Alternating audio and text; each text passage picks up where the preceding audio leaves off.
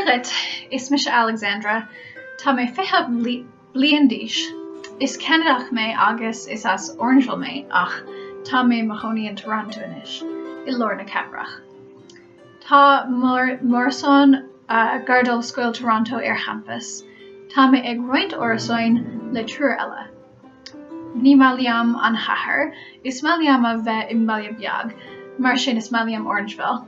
Tá Orangeville go hálan agus tá sé beag. Níl mé posta, tá mé single agus níl clán bith agam. Tá drathúra bhain agam agus éidan is anam dó. Tá sé ceithre bliana 10 díos. Is má leis pell. Cait atá mo wathair agus marcatá mathair.